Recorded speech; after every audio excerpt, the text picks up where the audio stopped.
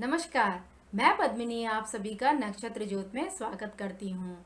आज मैं आपको इस वीडियो में 30 अक्टूबर को जो शरद पूर्णिमा पड़ रही है, इस दिन चंद्र दर्शन से दूर होगी आपकी दरिद्रता। शास्त्रों में हर माह आने वाली पूर्णिमा और अमावस्या तिथि को विशेष लाभकारी माना गया है। तो इस वीडियो में मैं आपको शरद पूर्णिमा के बारे में पूरी की पूरी जानकारी दूंगी। इस वीडियो को लाइक, शेयर एंड सब्सक्राइब जरूर करिए। इस वीडियो के नोटिफिकेशन बेल आइकन को जरूर प्रेस करिए ताकि मेरी सारी वीडियो के नोटिफिकेशन आपको सबसे पहले मिले। इस वीडियो के डिस्क्रिप्शन बॉक्स में आपको फेसबुक पेज, इंस्टाग्राम और पॉडकास्ट के लिंक्स मिल जाएंगे। आप वहां से भी लाइक एंड शेयर कर सकते हैं। आइए शुरुआत करते हैं इस वीडियो की। शास्त्रों में हर माह आने वाली पूर्णिमा और अमावस्या तिथि को विशेष लाभकारी माना गया है। हिंदू पंचांग के अनुसार अश्विन मास के शुक्ल पक्ष की पूर्णिमा को शरद पूर्णिमा का नाम दिया गया है। शरद ऋतु के आरंभ होने की वजह से यह पूर्णिमा शरद पूर्णिमा कहलाती है। शरद पूर्णिमा साल भर में आने वाली सभी पूर्णिमाओं में खास मानी गई है। इस बार शरद पूर्णिमा को, जिसे कोजगारी पूर्णिमा भी कहते हैं, 30 अक्टूबर को है। मान्यता है कि इस दिन चंद्रमा अपनी सभी 16 कलाओं से परिपूर्ण होकर पृथ्वी पर अमृत की वर्षा करते हैं। शरद पूर्णिमा की रात को चंद्रमा की किरणें जो होती हैं अमृत की तरह होती हैं। इस दिन रात को खीर बनाकर खुले आसमान में रखकर सुबह उसे प्रसाद के रूप में खाया जाता है। माना जाता है कि इससे रोग मुक्ति होती है और व्यक्ति दीर्घायु होता है। ज्योतिष के अनुसार पूरे वर्ष में केवल इसी दिन चंद्रमा 16 कलाओं से परिपूर्ण होता है।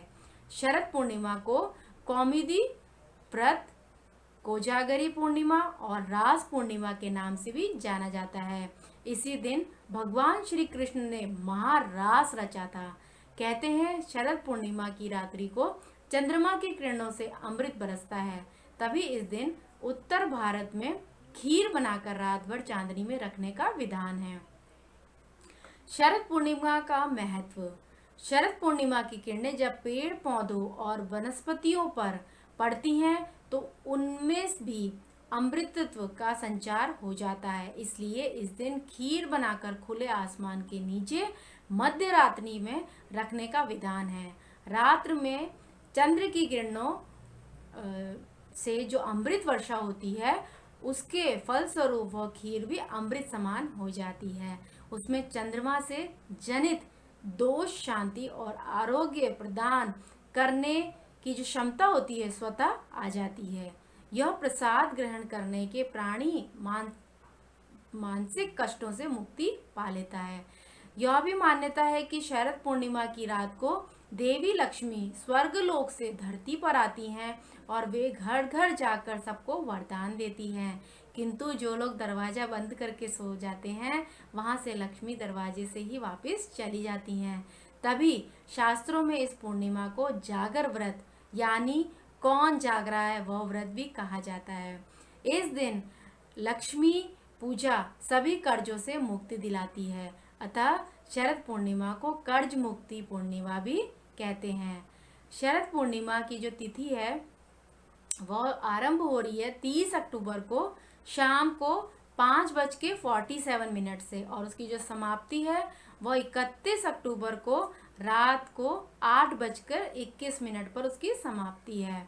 अब मैं आपको एक छोटी सी शरद पूर्णिमा के ऊपर जो कथा है वह भी सुनाती हूँ। एक साहूकार के 2 पुत्रियां थी।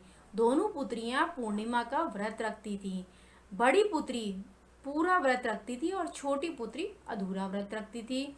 हुआ यह कि छोटी पुत्री की संतान पैदा होते ही मर जाती थी।